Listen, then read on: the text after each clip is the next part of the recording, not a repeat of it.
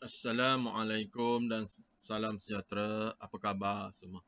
Cikgu harap sihat-sihat hendaknya. Hari ini cikgu nak kongsi satu lagi tajuk, iaitu rukun negara sebagai tonggak kesejahteraan negara. Pada akhir pembelajaran ini, cikgu harap murid dapat merasionalkan rukun negara sebagai tonggak kesejahteraan negara, menjelaskan sejarah pembentukan rukun negara, menjelaskan 5 prinsip rukun negara dan menjelaskan kepentingan menghayati rukun negara. Dan kita akan lihat 3 subtajuk, iaitu sejarah pembentukan, matlamat ke arah kesejahteraan dan juga prinsip rukun negara. Sebelum kita pergi lebih jauh, jom sama-sama kita baca ikrar rukun negara terlebih dahulu. Jadi semua pelajar dimohon mengangkat tangan kanan. Up.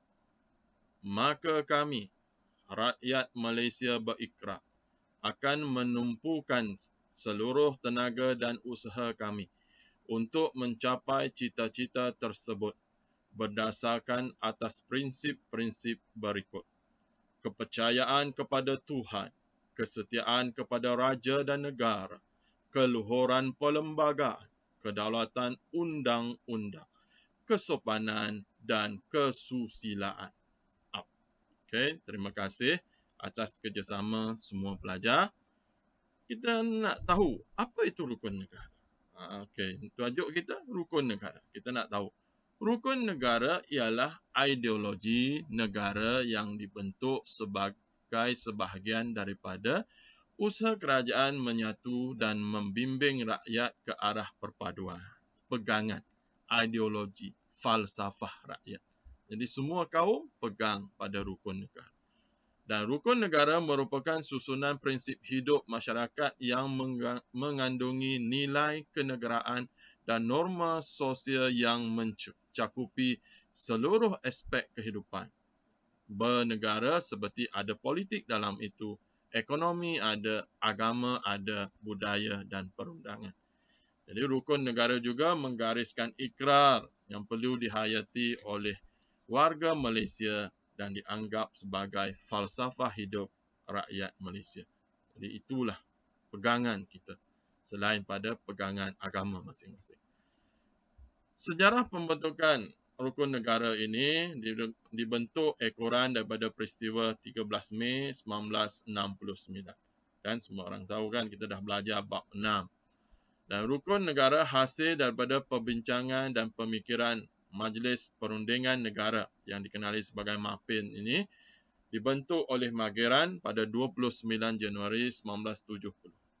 Dan rukun negara diisytiharkan oleh Yang di-Pertuan Agong pada 31 Ogos 1970 bersempena dengan ulang tahun kemerdekaan ke-13.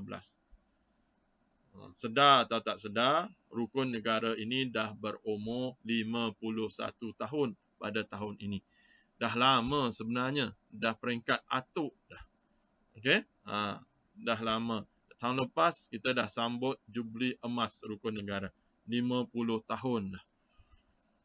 Okey, kita lihat sedikit siapa yang menganggotai Majlis Perundingan Negara.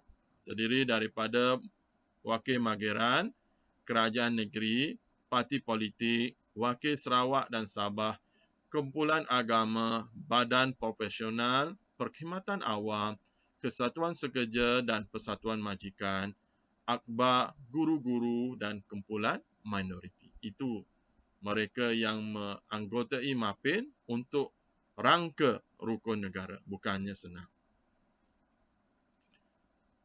Okey, kita lihat matlamat ke arah kesejahteraan. Apa matlamat rukun negara? Okay, setiap matlamat ini berperanan bagi melahirkan sebuah negara yang rakyatnya bersatu padu, aman dan sejahtera. Ada 5 matlamat. Okay, kita lihat satu-satu. Yang pertama, kita nak negara bersatu. Iaitu melahirkan satu bangsa, iaitu rakyat Malaysia. Kita nak macam tu. Bukannya kita banyak bangsa kan? Okey, semua orang tanya rakyat apa? Rakyat Malaysia. Itu yang kita nak, tanpa mengira keturunan dan kepercayaan. dan mempunyai kesetiaan dan cinta akan negara. Dan setiap masyarakat menganggap diri mereka sebagai rakyat Malaysia. Itu kita nak. Tak ada dah fikir ke mana. Berperang, kita tetap mempertahankan negara kita. Itu yang kita nak. Yang kedua, masyarakat yang adil. Okay? Semua masyarakat mempunyai peluang untuk menikmati kekayaan negara kita. Okay? Itu yang kita nak, adil. Semua orang. Negara kita kaya, semua orang menikmati. Bukannya dikuasai oleh golongan-golongan tertentu. Dan yang ketiga, masyarakat yang progresif. Masyarakat yang progresif ini saya rasa tidak ada masalah kerana kita bersedia. Masyarakat kita laju kalau ada perubahan teknologi. Ada saja yang baru, kita semua berkejar-kejar untuk menguasai. Tetapi masyarakat yang progresif dari segi teknologi, sains dan teknologi perlu mengamalkan nilai-nilai ketuhanan. Okay? Ada nilai ketuhanan. Dan juga bergerak maju sejajar dengan perubahan dan kemajuan semasa. Ada nilai, ada perasaan, ada pegangan. Bukannya maju, semua tinggal. Maju, tak perlu sembahyang. Tak betul. Okey, yang ketiga, masyarakat yang liberal. Bebas mengamalkan agama, adat resam dan kebudayaan masing-masing. Itu negara kita. Bebas, amallah agama dan kebudayaan apa. Okey, suatu masyarakat ini yang boleh menjadi sumber kekuatan bangsa dan negara Malaysia. Jadi kekuatan, kita boleh bertolak ansur. Jadi tak ada masalah. Tak ada isu. Okey? Dan yang terakhir, masyarakat yang demokratik.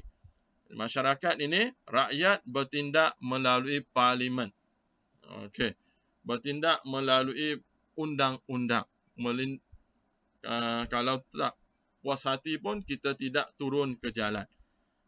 Kita lakukan di atas kertas undi. Itu yang dimahukan masyarakat yang demokratik ini. Dan hak asasi dan kegiatan politik juga dijamin oleh perlembagaan. Jadi, berpolitiklah. Okay? Tapi ada hadnya lah. Berpolitik tak ada masalah kan? Okay? Hari-hari cakap politik pun tak ada masalah.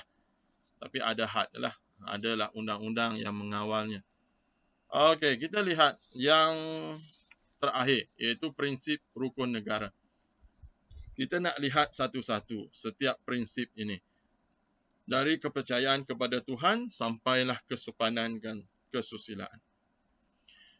Okey, kenapa kepercayaan kepada Tuhan ini menjadi nombor satu? Kerana agama menjadi panduan hidup untuk membentuk kepribadian yang baik dan landasan dalam membina keharmonian kaum. Maksudnya, orang yang beragama mudah untuk dikawal. Kerana percaya kepada balasan. Okay. Itu senang untuk dikawal. Jadi, tetapi negara kita, agama Islam ialah agama rasmi persekutuan, namun agama dan kepercayaan lain boleh diamalkan dengan aman dan tentera. Kerana dalam dunia ini ada lebih kurang 9,000 jenis agama dan kepercayaan. Jadi macam mana kita nak menghalang? Jadi kita bebas, amal saja. Yang kedua, selepas percaya pada Tuhan, kita kena setia kepada raja dan negara. Kita kena tahu bahawa negara kita mengamalkan sistem raja berperlembagaan. Dan raja merupakan simbol kedaulatan negara. Dan pengamalan prinsip ini dapat melahirkan rakyat yang menghormati simbol kedaulatan negara, mematuhi undang-undang, berusaha untuk meningkatkan imej negara dan berani mempertahankan kedaulatan negara serta mempunyai ciri patriotisme yang teguh. Itu yang kita nak, ada perasaan itu. Dah patuh pada raja, kita angkat ketinggian, keluhuran perlembagaan. Luhur itu maksudnya tinggi, ketertinggian dan juga keagungan perlembagaan atau undang-undang. Kita letakkan undang-undang itu paling atas. Masyarakat Malaysia ini letak undang-undang, perlembagaan itu di atas. Jadi kita kena ikutlah. Kalau kita letak dia di bawah, tak perlulah. Jadi kita letak dia di atas. Perlembagaan berfungsi memberi perlindungan hak kepada setiap anggota masyarakat. Tak ada siapa terkecuali. Selagi rakyat Malaysia berada di Malaysia, kita kena ikut undang-undang. Prinsip ini menekankan supaya rakyat dapat menerima dan mematuhi dan mempertahankan kemuliaan perlembagaan. Okey, yang keempat, kedaulatan undang-undang. Kita perlu hormat undang-undang dan tidak melakukan kesalahan di sisi undang-undang dan berusaha menyokong penguatkuasaan. Nah, sekarang kan musim ini banyak SOP, banyak peraturan. Nah, kita kena ikut. Okay? Sebagai rakyat kita kena ikut kerana kita junjung prinsip rukun negara ini. Dan rakyat perlu bertanggungjawab mempertahan dan memelihara kedaulatan undang-undang daripada dicabar oleh mana-mana pihak bagi mengekalkan kehidupan yang aman dan harmoni seperti hari ini. Dan yang terakhir, sikap di diri sendiri, iaitu kesopanan dan kesusilaan. Kita perlu rakyat yang sentiasa sopan santun, hormat menghormati dan berakhlak mulia. Dan kesopanan dan kesusilaan dapat menjamin hubungan yang baik sesama kaum terus kekal terpelihara. Dan penghayatan nilai murni akan melahirkan suasana yang harmoni. Percayalah. Okey? Dan saling bertolak ansur itu penting. Kerana kita bentuk negara kita daripada tolak ansur lah. Kalau tak tolak ansur, rasa tak bentuk lagi negara kita. Kerana kita pelbagai kaum. Kesimpulannya, setiap rakyat Malaysia perlu menghayati sepenuhnya prinsip yang terkandung dalam rukun negara. Dan prinsip rukun negara mampu memperkukuh dan mengeratkan perpaduan antara kaum di Malaysia. Dan rukun negara sangat penting sebagai peraturan dan norma hidup bagi mewujudkan perpaduan. Dan usaha mewujudkan perpaduan merupakan kesungguhan dan rasa tanggungjawab semua rakyat Malaysia. Dan kita perlu terus mengekalkan keamanan dan kesejahteraan negara kita. Sekadar itu untuk kali ini. Okey, cikgu ucapkan selamat maju jaya. Sekian, terima kasih.